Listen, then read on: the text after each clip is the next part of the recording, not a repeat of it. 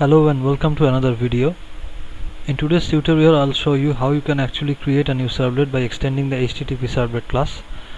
And in this tutorial what we will do is we will just override the doGet method that is also a part of HTTP servlet class. There are actually two different ways to create a new servlet. One of them is to extend the generic servlet class that we learned about in the previous session. And in today's session I'll show you how you can actually create a new servlet by extending the HTTP servlet class and also by overriding the doGet method. There are actually two different methods in HTTP servlet. One of them is doGet method and the other one is the doPost method. The doGet method is actually invoked when you are using the get method to transfer your data in your HTML form, and when you are using the post method to transfer your data, then actually the appropriate handler method, that is the doPost method, is invoked. So first of all, let's create the form in Eclipse. So we will be reusing the previous project that we had used in our previous class, and the first order of business is to create a new form. And to create a new form, I'll simply right click on the web content directory, select new, and then click on file, and I'll be naming this file as student-form.html. Okay, so now Eclipse has created a blank HTML file for us. It doesn't contain anything as of yet, so I'll just paste the code for the HTML file right over here. So let me just show you what this code actually contains. Here we have a very general form, and the action field actually refers to the servlet. We haven't created the servlet yet, but when we will create the servlet we will be naming it as student servlet. This student servlet name actually corresponds to the class name of the Java servlet file that we will be using in our program, and the method that is used to transfer the data, that is the get method. This get method actually maps to the doGet method of the HTTP servlet class. And here we have two text fields. The first field is named fname and the second field is named lname. Okay, and these fields are intended to accept the first and the last names respectively from the user. When the user clicks the submit button, what happens is the data is transferred to the servlet. The servlet processes the data and it returns the data with the appropriate message that we want to display in our program. Okay, so now that we have created the form, let's save it. Click on save, and the next thing that we need to do is create the servlet itself. So as we will reuse the previous package, I'll just right click on this package and click new and click servlet, and here you can see we have referred to the servlet as student servlet. So in this create servlet dialog box, I'll just assign the class name as student servlet.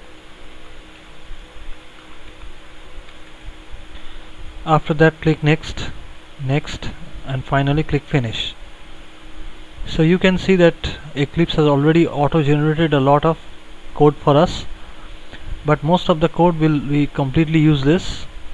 And what we want to do here is to override this doGet method, because in our form we are transferring the data using the get method. This get method actually corresponds to the doGet method in our servlet. It will actually map to the doGet method that we have used in our servlet.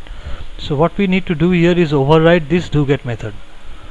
So let's create some white space around the method so that we can type in our code.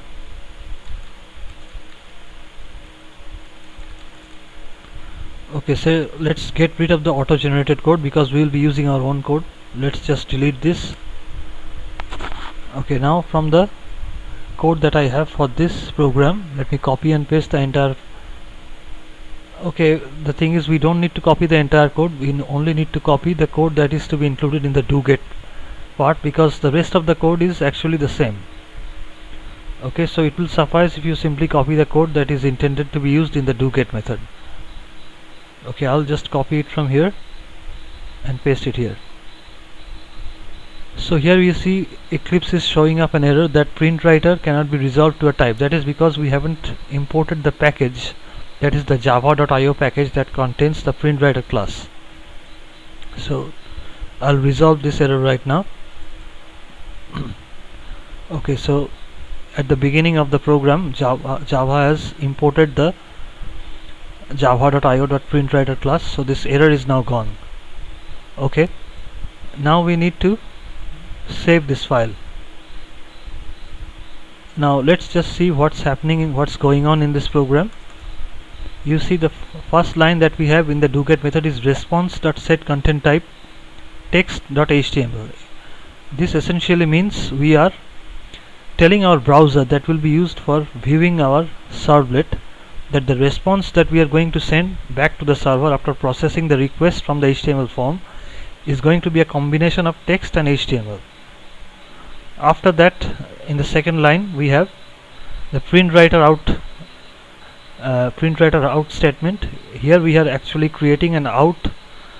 Here we are actually creating an object called out of the printwriter class, and we will be using this object to send back the data to our browser.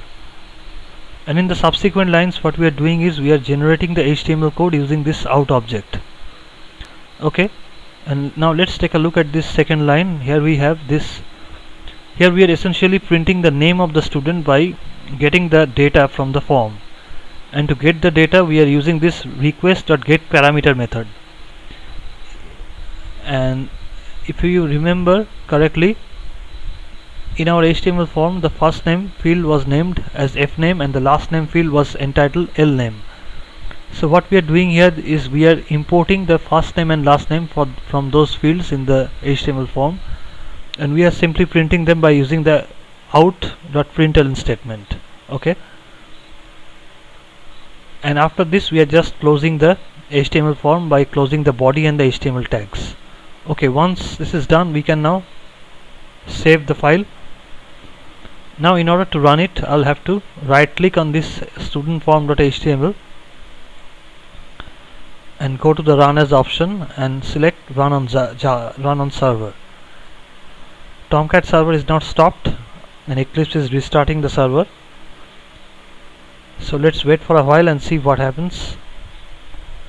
If Tomcat is already running in the background, it might be a good idea to stop it and restart it, because sometimes when Tomcat is already running, it might throw up some unexpected and unforeseen errors when you're trying to run your program. So if Tomcat is already running in the background, it is a good idea to stop it and restart it once again. So here we have the form field, the first name and the last name fields.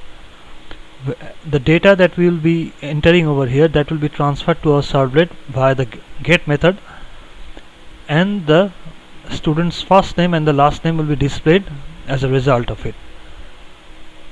So let's just enter the first name as ABC and the last name as DEF and click on submit. So here you can see the student's first name is displayed at ABC and the last name is DEF. So our servlet is working just fine. There is nothing more to do here. It is a fairly easy and straightforward program. Here we've been asked to create a servlet by extending the HTTP servlet class, and that is what we have done. And we have just overridden the doGet method, because in our form we are transferring the data using the get method. If we had used the post method instead of the get method, we would have had to use the doPost method, but in this program we will not be using that. I'll be showing it to you in some other program, that is in some other lecture. So that's it for now. I'll see you all in the next video. Have a nice day.